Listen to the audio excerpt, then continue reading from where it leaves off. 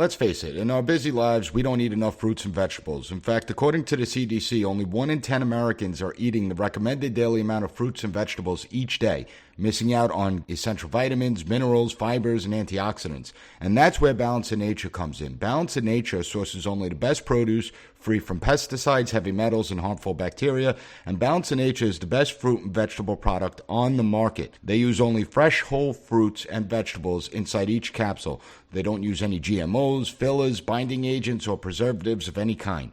You're getting real food, real science, real nutrition. I would never endorse a product that I don't use myself, and since using Balance in Nature, I feel more alert, I have more energy, my focus is sharper, and I feel great. Live life to the fullest and choose Balance in Nature. And guess what? P.A.S. Report listeners can get 35% off the first preferred order. Start getting the recommended daily amount of fruits and vegetables you need by using code PAS at balanceofnature.com.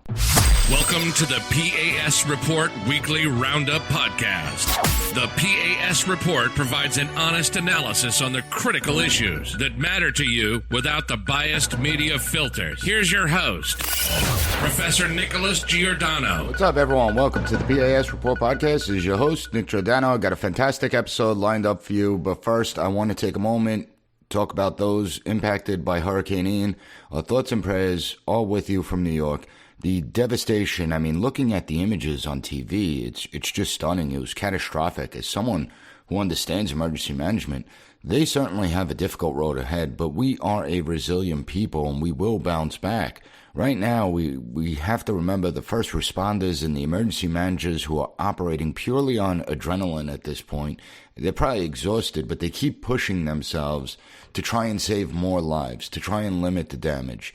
They are working around the clock to save lives, respond effectively to this disaster, and we should all be grateful for their dedication, for their service. And this is what true public service is all about. And it's also important to recognize that throughout this period, we are witnessing the very best America has to offer. Thousands upon thousands of ordinary American citizens mobilizing to help those that are impacted by this hurricane. Some are going to travel down to Florida. They'll assist in operations, help rebuild. Others are organizing in their local communities to raise money, create disaster care packages.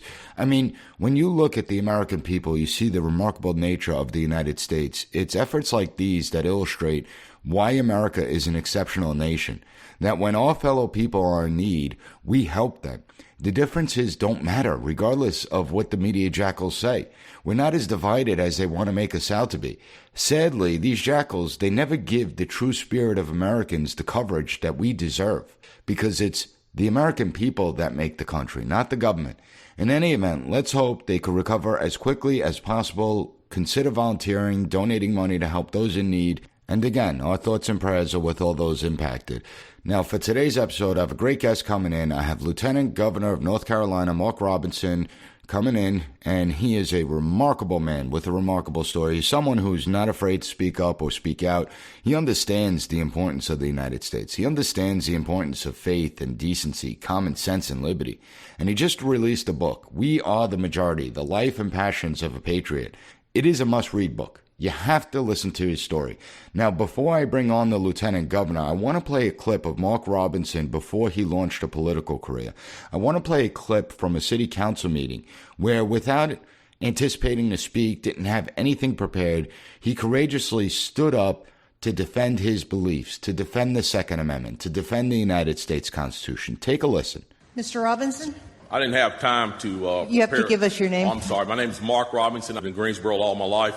I didn't have time to write a fancy speech. I didn't have time to, I didn't have the resource of an English teacher to sit down and write a speech with at school today and, brought over here, practice or anything.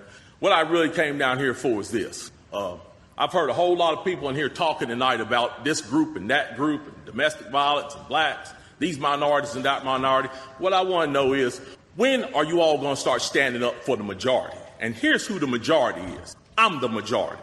I'm a law-abiding citizen who's never shot anybody, never committed a serious crime, never committed a felony. I've never done anything like that. But it seems like every time we have one of these shootings, nobody wants to put the blame where it goes, which is at the shooter's feet. You want to put it at my feet. You want to turn around and restrict my right constitutional right that's spelled out in black and white. You want to restrict my right to buy a firearm and protect myself from some of the very people you're talking about in here tonight. It's ridiculous. I don't think Rod Serling could come up with a better script. It does not make any sense. The law-abiding citizens of this community and many communities around this country, we're the first ones taxed and the last ones considered and the first ones punished when things like this happens, because our rights are the ones that are being taken away.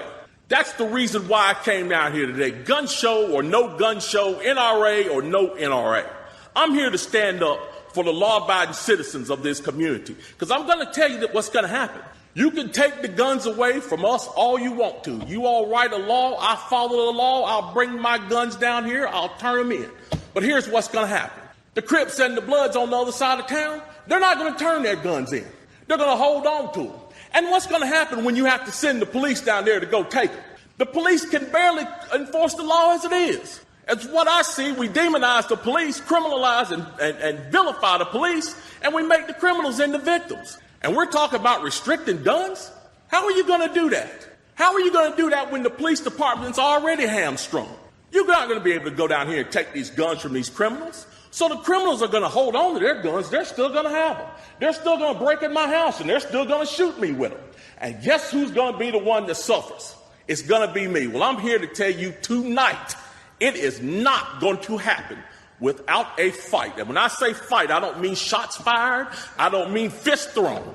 I mean, I'm going to come down here to this city council and raise hell just like these loonies from the left do until you listen to the majority of the people in this city. And I am the majority. The majority of the people in this city are law-abiding, and they follow the law, and they want their constitutional right to be able to bear arms. They want to be able to go to the gun show and buy a hunting rifle or a sport rifle. There are no military-grade weapons sold at the gun show. An AR-15 is not a military-grade weapon. Anybody that would go into combat with an AR-15 is a fool. It's a semi-automatic .22 rifle. You'd be killed in 15 minutes in combat with that thing. So we need to dispel all these myths, and we need to drop all this division that we got going on here. Because the bottom line is, when that Second Amendment was written, whether the framers liked it or not, they wrote it for everybody. And I am everybody. And the law-abiding citizens of this city are everybody. And we want our rights, and we want to keep our rights. And by God, we're going to keep them, come hell or high water.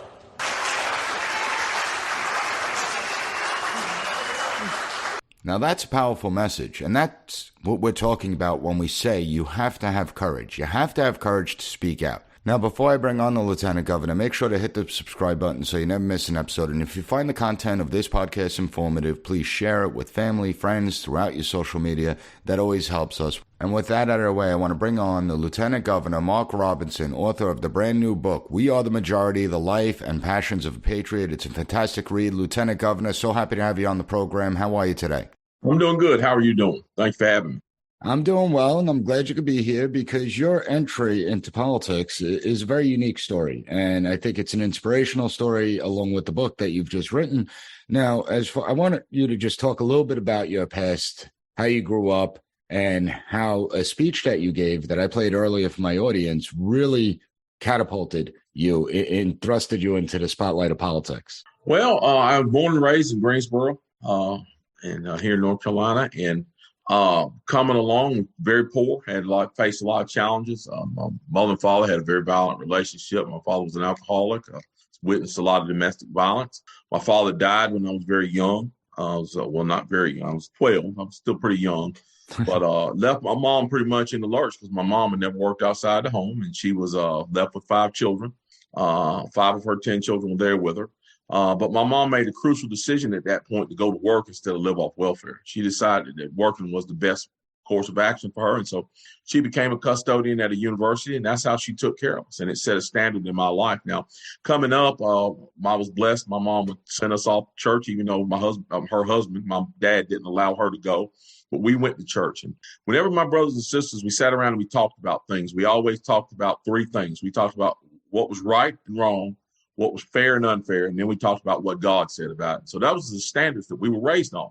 So as a young man, when I became involved in politics and became politically aware, I automatically discovered that I was a conservative and had been all my life. I didn't go through a conversion period where I was a so-called liberal or leftist and was converted over into conservatism. I was raised as a conservative, believed in conservative ideas all my life. Only when I had the chance to actually confront myself politically and had someone confront me on that end that I discovered that I was a conservative and always had been. So when I got into politics, it was natural for me to fall on the right side. Now, do you think that that's the case in a lot of people's lives where they're not really into politics, but once they start to get into politics, they recognize that maybe they thought they were one political party or the other, or maybe it was just obvious. It needed to be pointed out to them that, hey, we have conservative belief, conservative principles. Do you think that a lot of people in the United States have that fostered that type of thought that you had? Absolutely. I talked to so many people who were one party and they were in the party, and they said, I was only in that party because my mom was that way, or because people told me that's what I should be. But once they start to really look at the issues and start to line the issues up with their belief systems and their values and their principles, then they switched over and came over to the Republican Party because they see that that ideology lines up more with their principles and their thought patterns and how they live their lives. Certainly. And you said something that was really important, that your mother rejected welfare, that she wanted to go out, she wanted to work, provide for her family. How important is that it gives us a piece of self-worth that you go out there and earn what you get for a living? It's essential. It's essential. We talk about, everybody in this nation, so many people talk about their rights. Everybody talks about, it's my right to do so-and-so. I have the right to do this. I have the right to do that. And rights are the things that everybody talks about, whether it be voting rights, the right to keep and bear arms, the right to vote. No matter what it is, it's rights. But here's the one thing that so many people sadly don't want to confront. They don't want to confront their responsibility. Rights don't exist. Freedoms don't exist without responsibility. And my mom took the responsibility of raising her children on herself. She didn't look at Uncle Sam and say, Uncle Sam is my children's father. She said, their father has passed away. It is my responsibility to provide for these children. She took that responsibility on herself. And when she got her pay from being a custodian, she did the responsible thing with it. She didn't go out and do what she wanted to do with her money and then expect the government to pay for what she needed. My mom paid for the things that she needed. When she got paid, she paid rent, light bill, water bill, food. When it was time to go to school, we didn't go down to fill up the bus. There's nothing wrong with those programs. But my mom didn't take us down to those programs. My mom took us and bought us school supplies, bought us school clothes. She did it with the money that she earned because she had our priorities in place and she had her responsibilities in place. And it's such a good point. And you talk about how your mother and you and your siblings, that you didn't necessarily have it easy growing up, but at the same time, you didn't play the victim card, that you aren't the victim. You took control over your life. Can you explain that to the audience? I mean, it's so much easier to take that victimhood identity and run with that, as opposed to saying, you know what, I'm not going to be a victim. So what led you to take the more difficult path to say, I'm not going to be the victim. I'm going to be in charge of my own destiny? Because I simply wanted it. We want to succeed. And if you want to succeed, you can't waste time figuring out why these things exist the way they exist. You have to figure out, when you have obstacles in front of you, you have to figure out a way over them, through them, around them, however you can. Everybody, and here's another thing that you learn along the way. Everybody faces obstacles for different reasons. Me being a poor Black child in North Carolina, that doesn't mean that rich white children don't face obstacles as well. That that women don't face obstacles as well. That other minorities don't face obstacles as well. Other people face obstacles no matter what they be, across the spectrum. But those are the folks, the people who succeed are the people who look in the mirror and say, how can I change this situation. Not how can the other person over there relent and allow me to change, but how can I change the situation? What can I do to overcome this obstacle? And people who take that task on for themselves, the same way my mother did when my father died, when they take the task on and the responsibility on for themselves, I believe that's when we see success. And I believe that that's what we've been able to do in our lives. And you certainly have. One of the things that really propelled you into the national spotlight was when you decided to speak up and speak out at a Greensboro City Council meeting. What encouraged you? Why did you want to speak out at this meeting? And what gave you the courage to actually do it? Well, I went to the meeting not intending to speak because, I'm a person who was, I was educated that, when you speak, you write note cards, you prepare, you practice, all that good stuff. I didn't have time to do any of that. I heard about the meeting. I heard about that meeting the morning of the meeting. I had to work a 10-hour shift. So I worked a 10-hour shift. Got off from work, went home, grabbed a bite to eat, and went immediately to the meeting. My intent by going to the meeting was to support people that I knew that would be there to speak on behalf of the Second Amendment and speak on behalf of the gun show that they were trying to cancel. I wanted to be in that room to personally support those people, to cheer those people on, and make sure that they knew that there were people out there that were supporting them. But when I got down to the meeting and heard some of the things that were said on that floor, I'll just have to tell the truth. It enraged me. I absolutely had I had a fire burning inside my belly. I was like, I cannot believe that these people are coming out here saying these ridiculous, spreading these ridiculous ideas, many of which were untruths. And so I figured, I need to get up here and say something. I don't know what, but I need to get up here and say something. And so I signed up to speak, and I went up, and the rest, as they say, is history. And it was an impactful speech. Obviously, now you're in political office. Over the last couple of years, I've been teaching political science for nearly 2 decades now. And one of the things that's become disheartening is the elected officials, where they've forgotten the reason that they're actually in office. They've forgotten who put them there. And they've forgotten what their main job is. And it's to serve us, not the other way around. And then the coronavirus came, and it really impacted me in the sense where it's like they just completely disregarded the Constitution. They completely disregarded people's voices. They were instituting authoritarian decrees. What do you see as the responsibility of elected officials, particularly in times when there's not a crisis, but also in times when there is a crisis? No matter what the time is, whether it's a time of crisis, whether it's a time of peace, whether it's time of war, the elected officials' responsibility is to be a servant of the people, to carry out the will of the people. The tyrannical, the tyranny we saw during COVID is something that I've said time and time again. In this state, we need to examine what happened. We need to examine the violations of the Constitution that happened. We need to examine the violation of people's personal rights when it pertains to their businesses and their jobs. We need to take a good, strong look at words like mandates and other things of how we have absolutely violated people's medical freedom in this state and in this nation. We need to write all those things out, chart all those things, examine them.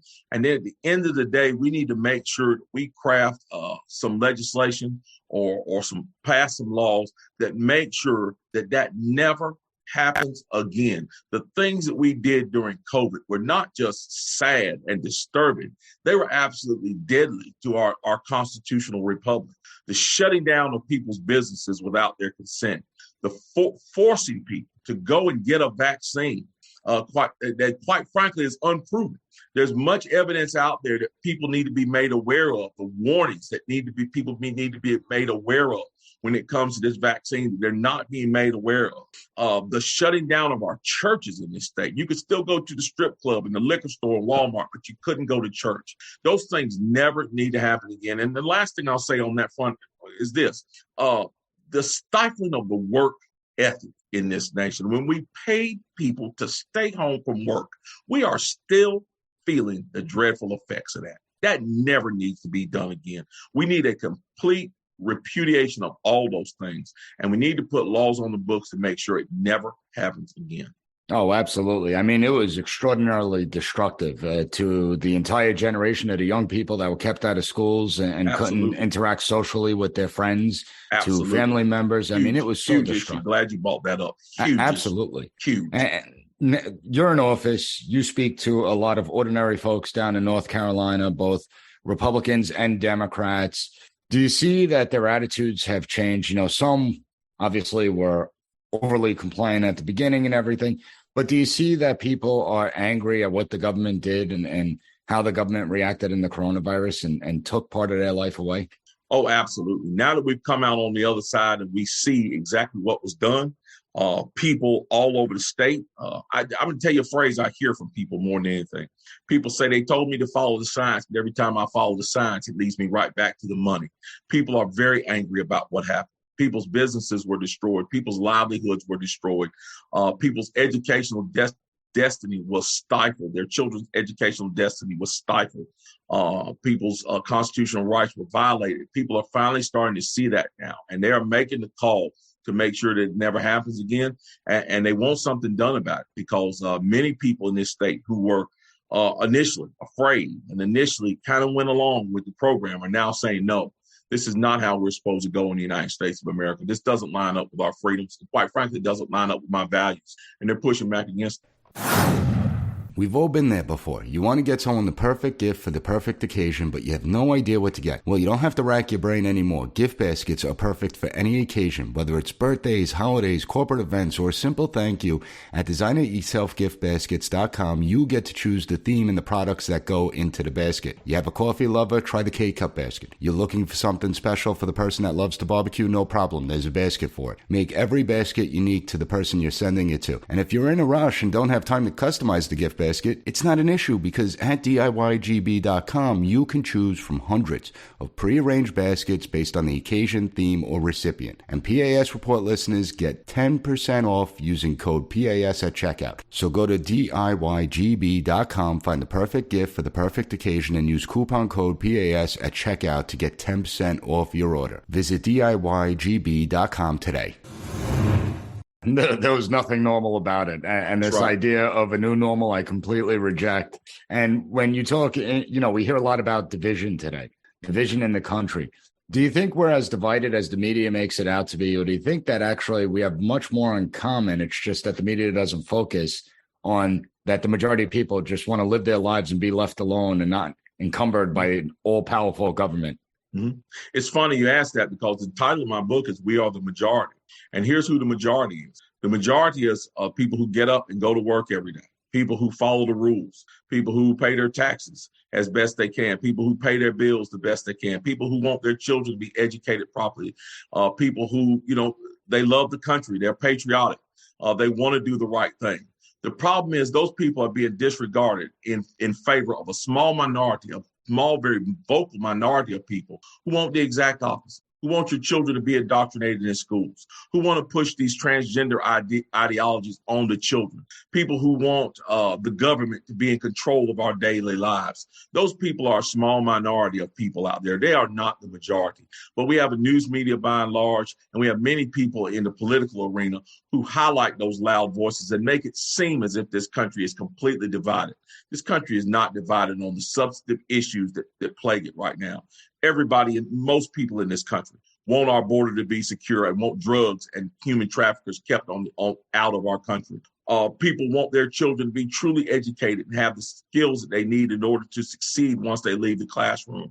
People don't want children sexualized in this country. That has been rejected time and time again. That is why it's being done so much under cover of darkness in so many places, where they try to push parents out of the equation so parents won't know what's going on. Yeah, I mean, we shouldn't even be having a conversation about pushing this. It shouldn't even be an issue because 90% of Americans, Democrat and Republican, are not going to sit there and play games with this idea that gender is a construct. Absolutely. And it's widely rejected by the majority of people in this country. So I don't believe that this nation is as divided as they make it out to be. The problem is we have a news media that highlights that very vocal majority that stands for all this wickedness, quite frankly. Now, one of the things, and getting to that, because your book has several messages, and I found one of the messages that you're trying to allude to in your book is the idea of value and family relations, the family unit, and something I'm very concerned about. So we know that fatherless homes in the Black community is upwards of about 75%, maybe even pushing 80%. But it's not just the Black community. I mean, in the Hispanic community and the white communities, we've seen an increase in fatherless homes well above 50%, pushing over 60% now. So this is not something that affects one particular color or one particular group of people. It's now affecting the entirety of society.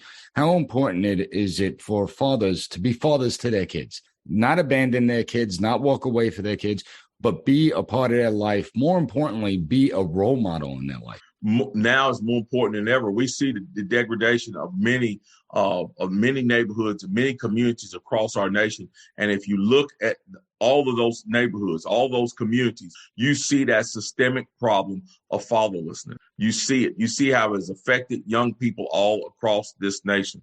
And then we have this, what I call the pop culture matrix, a mix of mainstream media, Hollywood films, television, and music and other forms of entertainment, which absolutely celebrate fatherlessness. They don't celebrate fatherhood. They don't promote the idea that men and women should stay together as husbands and wives to raise their children. That idea is no longer promoted. In fact, we promote the exact opposite of that. And in some cases, we promote perversions of that.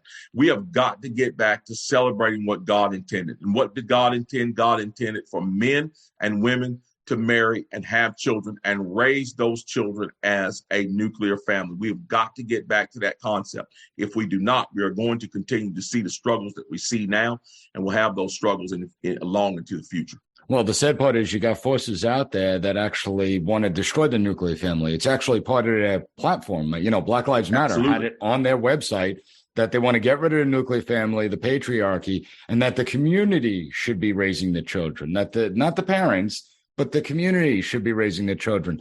We have the results. It simply doesn't work out well, right?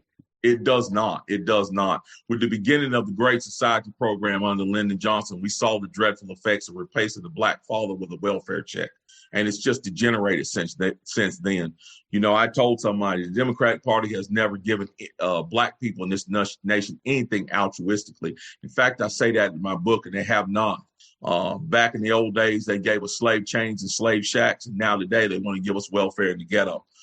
That is not what we should be settling for. We should be settling for the same freedoms that are prescribed in our Constitution, and we should be pursuing the happiness prescribed thereof in the Declaration of Independence. And so we need to make sure that our mothers and fathers are raising their children in their homes. Sure, the community has a great deal to do with it, but the community should be made up of households who take the primary responsibility for their children. And another important theme of the book is that it's important to inspire and challenge others, that you have to go out there, work hard, but also try and inspire others to do the same thing, to be part of the United States, to understand the United States, and to speak up for what you believe in.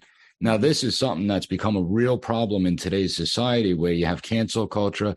You could be an ordinary person, put something online, and maybe you didn't say it the right way or something, then all of a sudden just an ordinary person is now getting viciously attacked and they're trying to get them fired from their job. Why is it so important for people to speak up for what they believe in and not back down? Okay, so I'll start with a personal story for me. The way I discovered that I was conservative, and this is in the book, the way I discovered I was conservative, my best friend challenged me on something I said. Back before I knew anything about politics and political people, I called Rush Limbaugh a racist. My friend challenged me and asked me if I'd ever read any of his books or listened to his radio program if I knew him. And when I told him no, he said, well, how do you know that he's a racist? Well, I kind of got angry at my friend. I went out and bought Rush Limbaugh's book to prove myself right and my friend wrong. But I ended up finding out that Rush Limbaugh and I thought almost in lockstep. I read that book and discovered that I was conservative. If my friend had not had the courage, number one, to stand up and challenge what I said, and number two, had not thought more of me to say, hey, you need to think for yourself. My political process thought process may have been delayed or even never happened. So it's important for us to stand up. And then when it comes to the city council meeting, I could have sat there and got mad, got up and left, came home and complained to my wife, but that's not what God would have had me do. My mom had passed away about 2 years before I gave that city council speech. And I've said this in the past, and I heard it once from my brother. My brother said, when people that you love die, he believes that those people leave something back for you. And I really do believe that my mom left something back for me. And I think the thing that she left back for me was her tenacity. My mom was not shy about speaking her opinion. She was not shy about standing up for herself, no matter who it was. And I really believe that I get that strength from my mom. And I think it's emboldened by my faith in God. Well, and she was an extraordinary woman. I mean, obviously, she left a mark on you and raised a very bright man. And you have chose victory over victimization. That's one thing that's absolutely clear. So what's next for you?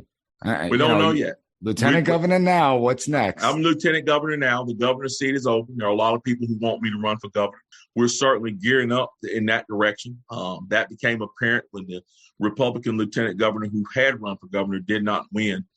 We immediately start to study what the governor does and start gearing ourselves that way because we said the seat's going to be open. It's the next logical step for us. And if people have confidence in us and want us to do that, it's a step that we are highly considering taking. But I always tell people nothing is written in stone for me because I don't write the orders. When I was in the United States Army Reserves, I didn't get to write my own orders. Uncle Sam wrote those orders and I got them and I carried them out. I'm the same way now, except I'm in the Army. I'm in the Army of my Lord and Savior. And he writes the orders. And if he wants me to be governor, that's what we'll do. And if he wants me to take another road, that's what we'll end up doing. But I'm just on this roller coaster, just waiting for the next hill to come. And we know that we're in his hands. Wherever he leads us, that's where we'll be. And I think that people do believe in you and they do follow you because you do speak up and you actually defend people. You defend the people that support you. You defend some of the people that don't even support you. Oh, absolutely. Absolutely. That's something that's very important to remember in this position is that even though folks may have not voted for me, I'm in this position now and I need to fight for their constitutional rights and their rights that are guaranteed to them by their creators the same way I would those who did vote for me. So we're representing everybody and we want to hear everybody's voices. And we want to, quite frankly, invite every sane person to the table. Let me put that caveat in there. Every sane person to the table. Insane ideas like men can have babies. That's not going to be something that we're going to invite to the table. But those sane voices out there that may differ with us, they're welcome to the table every time. Absolutely. And I constantly, because I'm someone that highlights the abuses of power constantly within our government. And I say, listen, when one political party is in power and does it, I don't want the other political party to come to power and do it just as a tit for tat. I want the system to stop being so corrupt, start applying the law equally to everyone and have the same standards for everyone. But unfortunately, in this day and age, we're seeing that people want different standards, not just for different races or different ethnicities, even for different ideas and beliefs. Absolutely. How dangerous is it? It's very distressing.